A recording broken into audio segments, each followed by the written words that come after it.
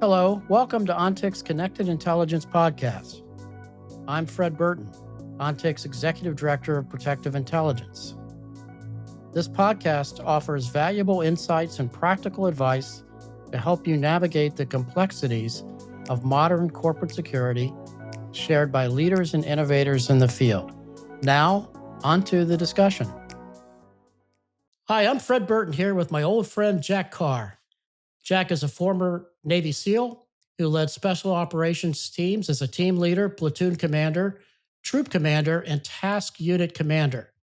During his 20 years in naval special warfare, he transitioned from an enlisted SEAL sniper to a junior officer leading counterinsurgency operations and ultimately to commanding a special operations task unit in southern Iraq. He is a #1 New York Times bestselling author whose debut novel, The Terminal List, was adapted into the hit Amazon Prime Video series, which is great, by the way. Carr has since continued the James Reese series with multiple best-selling titles and is now co-author of the latest thriller, The Fourth Option, releasing in May 2026.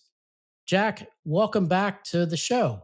Thank you so much for having me on. Always great to talk to you. We have a little project that's coming out later this year that we can't talk about quite yet because it hasn't been announced, but that was so much fun to link up this past year in August. I think we linked up out in the DC area and got to hang out a bit back there. So thank you so much for taking the time to do that. I'm really excited to announce that in the months ahead and for people to see it. Oh my gosh, Jack, when the producers called and I said, whatever Jack needs, just tell me when and where. So thank you for including me. And it came out it came out just great. So I'm really excited for you to see the finished product and then for everybody else to see it here in sometime in the months ahead. We'll see. Well, I don't know. I'm sure I probably don't look as good as you. you look very competent in there, and I mean we can't. I want to tease it too much. I'm afraid to I'm gonna let something slip that I shouldn't. But it's it's. I guess we can say that of course people could probably infer that it has something to do with terrorism, with history, and yeah, we'll leave it at that, I guess. Yeah, for sure. Well, thank you again. Jack, I know our regular listeners are very familiar with you. I mean, who the heck doesn't know about Jack Carr now and James Reese? But what's your journey from being a Navy SEAL to best-selling author? Well, it started early, of course, because I was very fortunate to know what I wanted to do early in life and just had that whatever was flowing through my veins drew me towards military service even before I could really conceptualize it probably. And then when I could, I found out about SEALs. 7 years old, found out about SEALs through the movie The Frogman, old black and white film, and did a lot of research with my mom, who's a librarian, and found out that SEALs were some of our most elite special operators and that the training was some of the toughest ever devised by a modern military. So they had me very early.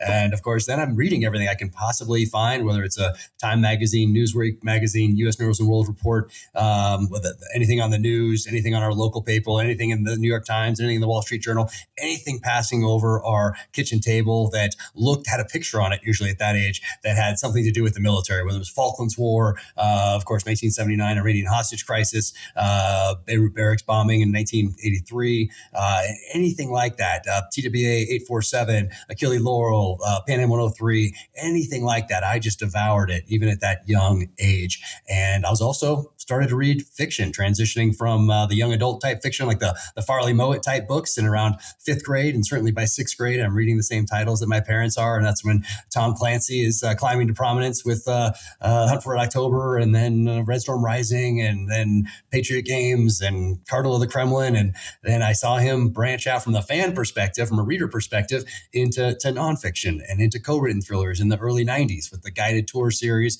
a Study in Command series, and then Op Center. And then there was Net Force and Power Plays that came out a little later on the co-written thriller front. But I was aware of that expansion of the franchise, the readership, the audience from that fan perspective. So I realized it could be done. And I'm just a student of everything that I do, whether that's history or writing like I'm doing now, whether it's screenwriting and producing like I'm doing now on the TV shows. So I always approach everything as a student. So, but most of that was focused on terrorism, on insurgencies, on counterinsurgencies, specifically on Vietnam when it came to special special operations as a kid, reading about them in the 80s because Vietnam was such a watershed moment in special operations history. So I knew I wanted to be a SEAL and did that as soon as I could. Wanted to be a sniper, did that, became an officer, and then knew what I wanted to do when I got out. So during those last couple of years in the military, when I wasn't taking guys downrange anymore, I really started to think about that next chapter in life, and very clear that I was going to be an author, was going to be a writer. And so I wrote down all these different ideas. I put them on the kitchen table. I wanted to start with Savage Son, but I knew the characters weren't quite yet developed to that stage where I could explore the themes of Savage Son, which is the dark side of man through the dynamic of hunter and hunted. And so very clear, start with the terminal list. But I had this other idea on that table at the time, and that was for the fourth option.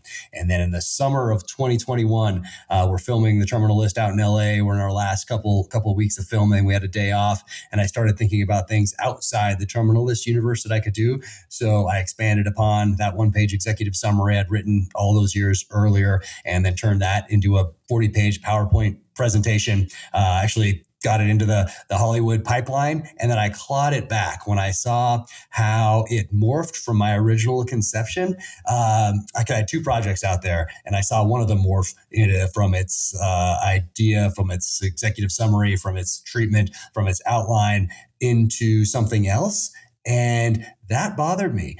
It didn't bother me with the books, seeing the terminal list morph into whatever it morphed into, knowing that you're telling a story through a different medium, and there are constraints in place that aren't in place when you're writing a thriller, and don't have anything as far as budget and actor schedules and locations and all the rest of it. Having a story arc within a 45-minute to an hour story, and then having an overarching story arc over 8 episodes in that case. But I got to claw this thing back. I got to claw the fourth option back and this other project back. Anyway, got to turn that into the fourth option. So it's my first foray outside the James Reese, Tom Reese terminal list universe, and outside the nonfiction space, which was Targeted Beirut, that came out about 1.5 years ago.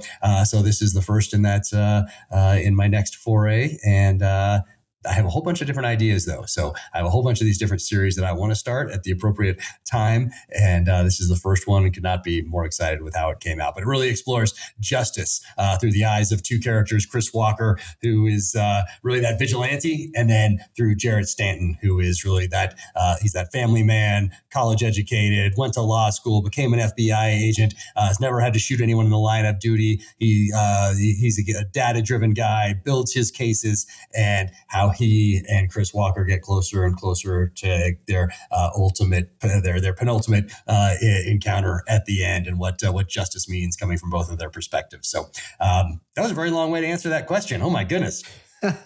No, it was a great answer. Great answer, Jack, to understand how the fourth option comes to a book. It's kind of amazing that you thought about that so long ago. Now, you collaborated with MP Woodward on the fourth option. And how did that partnership shape the story? Yeah, it was fantastic. So it took me a while to find a co-author.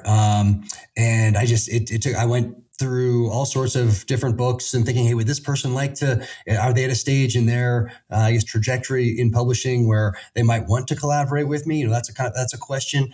Is the writing there? That sort of a thing. So it took me a long, long time. Because when I pitched it to Simon & Schuster, they said yes immediately. But then it came back to me to find a co-author, because I had to focus on the James Reese terminal list universe, the Tom Reese universe with Cry Havoc, which took a lot longer than, as we've discussed previously. It took so much longer to research a book set in 1968, because you're not doing... That's a great story, Cry Havoc. Because it's not contemporary research. So you're going back to 1968. I'm zooming in on pictures of streets in Saigon and trying to describe them, making sure it's the right time frame, all the weapons and everything. So anyway, it was just a lot more research than with a contemporary thriller. So that put me behind by a long time, as did writing some of the scripts and working on all the scripts for the TV series and filming True Believer, filming Dark Wolf. So there's a lot of projects out there, but found MP Woodward through a book called The Handler, which is fantastic. It's his first novel, and he's a former naval intelligence officer. So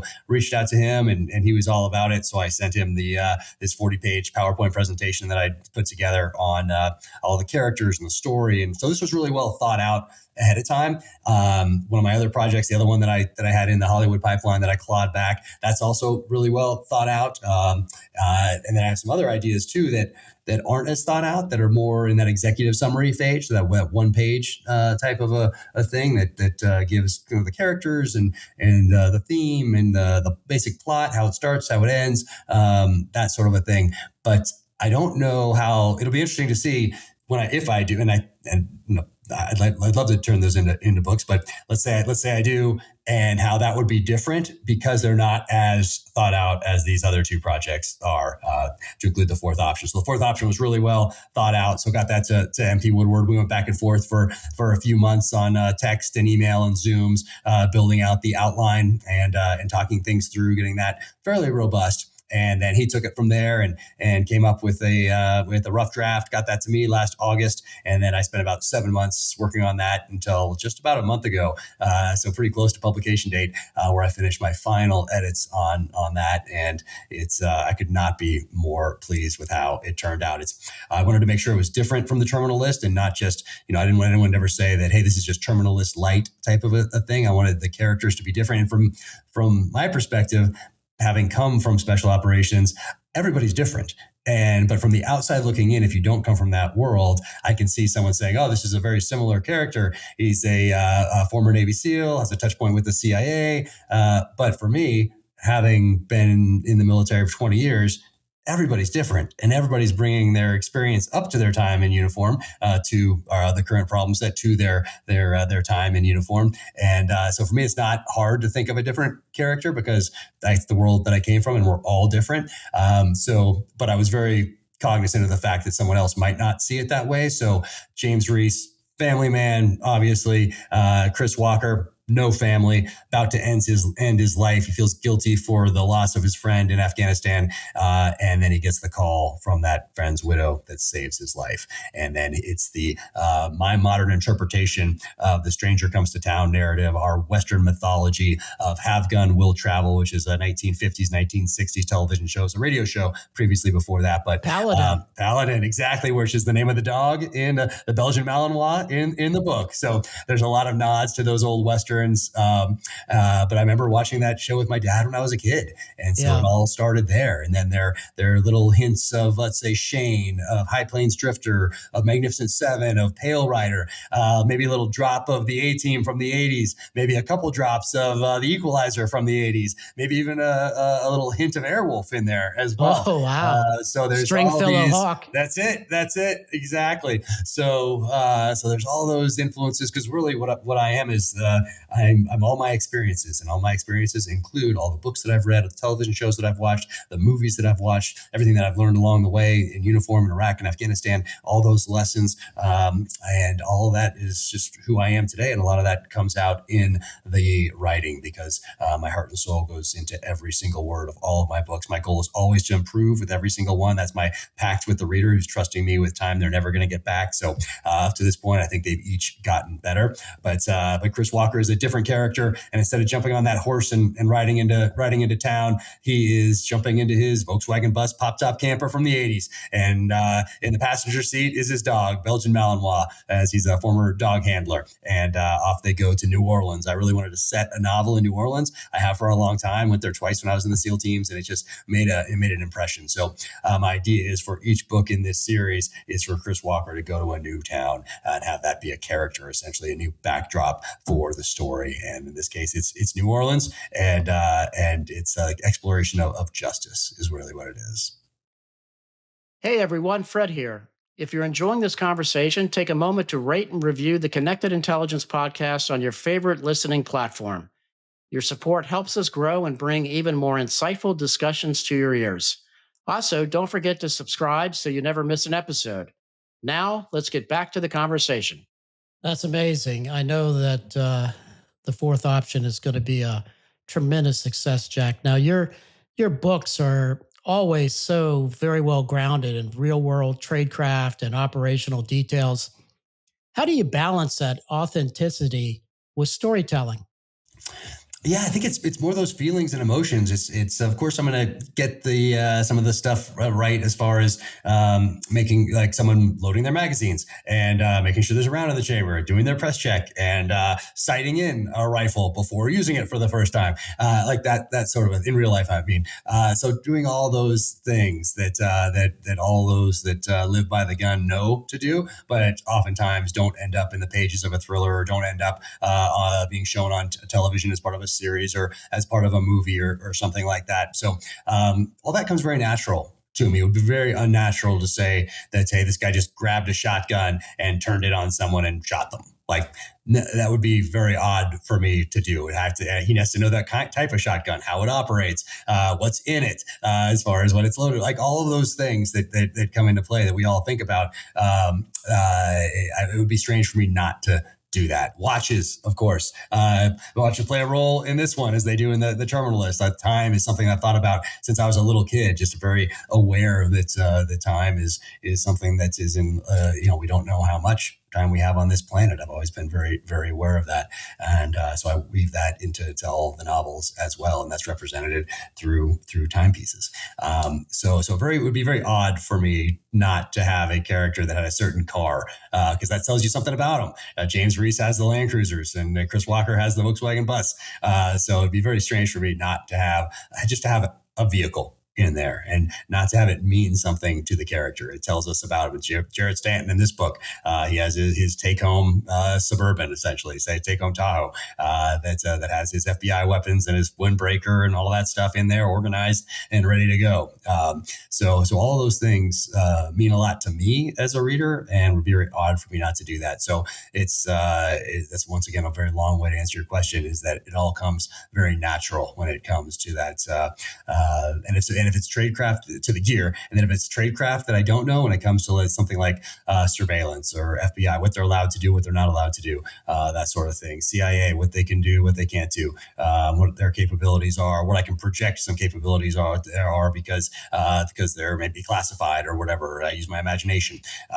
So all of those things are just come natural. And I think that comes from reading all those books I read growing up from guys like Tom Clancy and Nelson DeMille and David Morrell and A.J. Quinnell and J.C. Pollock and Mark Olin and Stephen Hunter and all these guys who were really the master of their craft, that were teaching me how to be a storyteller in the form of a thriller. So I'm always indebted to those guys for allowing me to escape into the magic of those pages, and for my mom for making reading, and my dad too, but my mom was a librarian, but to both of them for making reading a natural part of my life growing up, and being such an important part of my life, both on the fiction side and the nonfiction side, because all that nonfiction, all that history also works its way into the pages of my novels as well, just like it did into the decisions that I made downrange. And because the goal is always to be a better operator and leader today than I was yesterday in the teams, and today it's to be a better author today than I was yesterday, and all of those past experiences come into play.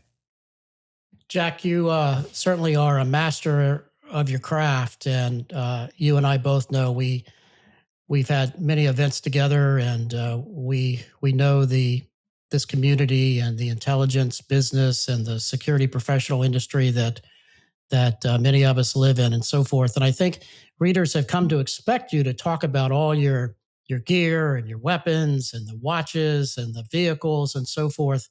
It's got to be a bit overwhelming at times, I would think, to try to keep up with that kind of pace, though. Well, the pace is certainly something. I need to get better at my daily efficiencies. I think that's something I'm always working on. I wish I could just write, but I can wish all I want, and it's still not going to be 1975, 1985, 1995, as much as I would love it to be the case. Especially when it comes to being an author. So being in publishing, and then also being in Hollywood. So I happen to step into both of those realms as we're losing readers, meaning people are distracted by these devices in our pockets that essentially are keeping them from reading, and being kept from reading by the most powerful companies in the history of the world. And probably from an algorithm. It isn't even a human algorithm. It isn't even a human. It's just an algorithm that knows what they're going to scroll, what's going to keep them scrolling, which means going to keep them from reading a book. And then in Hollywood, also people go spending more time on YouTube, spending more time on TikTok, spending more time on Instagram stories, and not sitting down to watch a 45-minute or an hour-long TV show or a 2-hour movie or whatever it might be. Just people's attention spans, the distractions that are out there, the amount of options people have when it comes to entertainment is daunting. And it's essentially unlimited. And when you think back to our time in let's say the 60s, 70s, 80s, 90s, you had to wait for the movie to come out on Friday or Saturday night. You had to wait for your TV show to come out at 8, 9, 10. You had to wait for the news at 6 p.m. You had to wait for the newspaper to arrive in the morning or in the afternoon. You had to wait for, I think it was Tuesdays when Time and Newsweek would arrive. You had to wait for those things. That was just a normal part of life, which allowed you then to spend your time reading, doing other things, going for a walk, exercising, whatever it is that you liked to do, but that didn't constantly stimulate your brain and keep you enraged and manipulate you into whatever entity is trying to manipulate you, whether that's a political party, another government, a foreign intelligence service, a company that's trying to sell you something, an influencer that's trying to sell you something or get a click or whatever it might be. We didn't have any of that to deal with. And so we got to take a breath. We got to sit down in a chair. We got to pour a whiskey and read a book and have that book then become part of our experience and our underlying foundation, which allowed us then to evaluate current events through that prism of history. And I also develop when we talk about fiction, develop an empathy and compassion that comes from putting yourself in someone else's shoes in a fictional story. And what we get today is the exact opposite of that when we're scrolling. So for kids that aren't growing up reading, they're not developing that compassion and empathy that I got even from reading those thrillers that I mentioned earlier. And kids today are getting the exact opposite of that. You can see it from the behavior of people online, their comments online. That's the compassion and empathy is missing from those engagements for the most part, and that is the part. That's something that probably is the most concerning to me when I think about my kids' generation and then future generations from there. Because you leave empathy and compassion out of the discussion or out of the build makeup of your character, then we're in for a rough ride going forward. Very well said, Jack. What advice would you give those that are going to be watching and listening this as to they want to be the next Jack Carr? As you look back on the overwhelming success that you've had, which has been kind of like a rocket ship, what advice would you give those people out there now?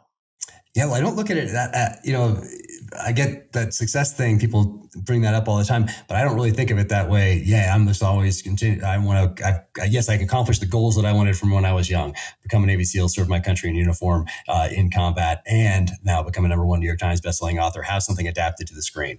Those were the goals. Yes, I've done those. And I feel very fortunate that I was able to accomplish those. Now it's all about getting better. It's about making the next TV show better than this one, the next book better than this one, always improving. That's the goal going forward. Even if it's just an incremental, very slight improvement, it's always about improvement going forward. But for that advice, I mean, it's an easy one. Read. Sit down and read, put that phone away and read. It doesn't matter what you read, essentially, fiction, non. I think a mixture there is important. Like I mentioned, that compassion and empathy piece of it that comes from fiction. But you can learn a lot about history from fiction, from the context of a story being told against whatever backdrop it's being told against. So it's sit down and read, and not on your phone. There's a difference between reading a physical book and reading something on a pad or whatever else it is, because that's the same medium through which you're doing your work for the most part. So close the screen, and you don't have to close out of all your messages and everything that's going to beep at you. Just close the whole thing, have it in another room. Don't even have that phone in your pocket or next to you in case it buzzes. You need to be separated from that. Sit down and spend time in the pages of books. And that'll, first, I almost guarantee it will lead you to a richer, fuller life, regardless of what your goals are. Now, Jack, in closing, we ask every guest this question, and I probably have asked you this at least a half a dozen times, but I'm going to ask it again. What does the phrase connected intelligence mean to you? Oh, geez. I don't think you've asked me that one before because I don't know what What? that. I feel like we've always gone too long or something like that. Have you? We have to go back and look at our previous discussions. I don't know. I'm going to have to look it up. Is there a doctrinal type of definition No, to it? in general, if I said, "Hey, Jack, what does the phrase connected intelligence mean to you?" Ooh, In general, connected intelligence. So I guess it's what are we connecting it to? And it's connecting it to the intelligence community, connecting it to an operation in the field. Like, how would you connect intelligence, or what does that mean to you? Like having a holistic look of intelligence. Yeah, I think it's probably morphed a tad bit over time because of all of the different inputs we have today that weren't available because the technology wasn't there over the years. But it's looking at that full spectrum intelligence that allows you to then make an informed decision on whatever it is that you're debating. But also, it means you can't just start with that intelligence. It means you have to have things like this already part of your experience right here. You have to have read books like yours right here in order to then to frame that intelligence and allow you to use it the most effectively. So I think it's that full spectrum intelligence to include the human part. And as we're recording this today, of course, we're involved in Iran, and we've invested heavily in technical intelligence over the years, and we see that playing out with our targeting. But then we see what the Israelis have invested heavily in, and that human side of it. And they're obviously regionally connected to that area in a way that we aren't. And to see the U.S. intelligence community and the Israeli intelligence community, or from the outside anyway, looking in and seeing that human intelligence that the Israelis have invested so heavily in over the decades, and then seeing our technical capabilities that we've invested so heavily in over the decades, allow us to do what we've been doing for the last month. There'll certainly be a lot of lessons that are pulled out of there. So connected intelligence, I think, gosh, you have to have that foundation, and then you always have to be improving upon it with the technical means that we have available, but never forgetting that we have that human side of it as well. That is of vital importance, and needs to be invested and looked at the same time. Well, Jack, in closing, I really want to say thank you for everything that you've always done for me. Thank you for what you've done serving our great nation. And thank you what you continue to do. And we really, really appreciate you being on the OnTick Connected Intelligence podcast. Oh, thank you so much for having me on, and I'm always looking forward to your next outing, your next book. So can't wait to get my hands on what you have cooking. I know you have a few things in the works, but hopefully I'll see you in person again soon. And thank you for being such a great friend, and for all you've done for this nation as well, and for capturing those lessons for future generations as well. So thank you, my friend. Thank you, Jack. Take care. Thanks for listening in. To find more episodes, visit us at ontic.co/podcasts. Don't forget to rate and subscribe on your streaming platform of choice. Know someone who would be a great podcast guest? Or have questions you'd like us to answer? Email us at podcast@ontic.co. This episode was produced by AJ McKeon. And I'm Fred Burton. Thanks for listening.